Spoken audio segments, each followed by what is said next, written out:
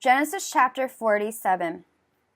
Joseph went and told Pharaoh, "My father and brothers with their flocks and herds and everything they own have come from the land of Canaan and are now in Goshen."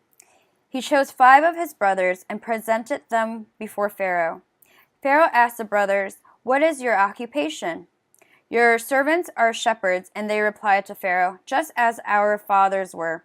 They also said to him, "We have come to live here for a while because the famine is severe in Canaan, and your servants' flocks have no pasture. So now please let your servants settle in Goshen." Pharaoh said to Joseph, "Your father and your brothers have come to you, and the land of Egypt is before you. Settle your father and your brothers in the best part of the land. Let them live in Goshen, and if you know of any among them with special ability, put them in charge of my own livestock." Then Joseph brought his father Jacob and presented him before Pharaoh. After Jacob blessed Pharaoh, Pharaoh asked him, "How old are you?"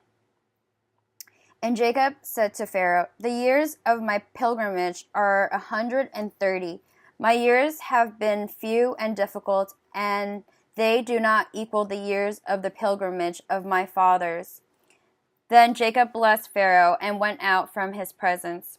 So Joseph settled his father and his brothers in Egypt and gave them property in the best part of the land, the district of the Ramesses, as Pharaoh directed.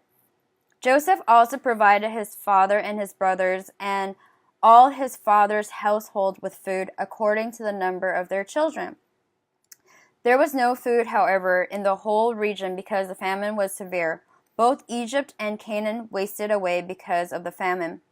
Joseph collected all the money that was to be found in Egypt and Canaan in payment for the grain they were buying, and he brought it to Pharaoh's palace.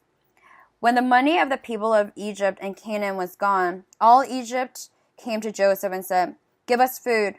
Why should we die before your eyes? Our money is all gone." "Then bring your livestock," said Joseph. "I will sell you food in exchange for your livestock, since your money is gone." So they brought their livestock to Joseph, and he gave them food in exchange for their horses, their sheep and goats, their cattle and donkeys. And he brought them through the year with food in exchange for all their livestock. When that year was over, they came to him the following year and said, "We cannot hide from our Lord the fact that since our money is gone and our livestock belongs to you, there is nothing left for our Lord except our bodies and our land. Why should we perish before your eyes? We and our land as well? Buy us and our land in exchange for food, and we with our land will be in bondage to Pharaoh. Give us seed so that we may live and not die, and that the land may not become desolate." So Joseph brought all the land in Egypt for Pharaoh. The Egyptians, one and all, sold their fields because the famine was too severe for them. The land became Pharaoh's, and Joseph reduced the people to servitude from one end of Egypt to the other. However, he did not buy the land of the priests, because they received a regular allotment from Pharaoh and had enough food from the allotment Pharaoh gave them. That is why they did not sell their land. Joseph said to the people, "Now that I have brought you and your land today for Pharaoh, here is seed for you so you can plant the ground. But when the crop comes in, give 1/5 of it to Pharaoh.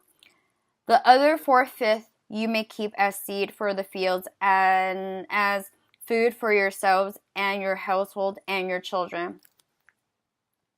"You have saved our lives," they said. "May we find favor in the eyes of our Lord. We will be in bondage to Pharaoh."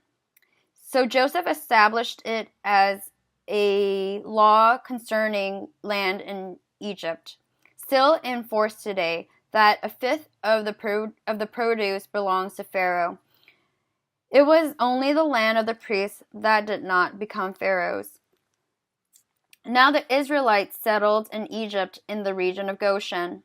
They acquired property there and were fruitful and increased greatly in number.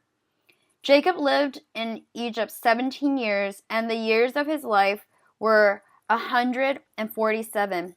When the time drew near for Israel to die, he called for his son Joseph and said to him, "If I have found favor in your eyes, put your hand under my thigh and promise that you will show me kindness and faithfulness. Do not bury me in Egypt, but when I rest with my fathers, carry me out of Egypt and bury me where they are buried." "I will do as you say," he said. "Swear to me," he said. Then Joseph swore to him, and Israel worshipped as he leaned on the top of his staff.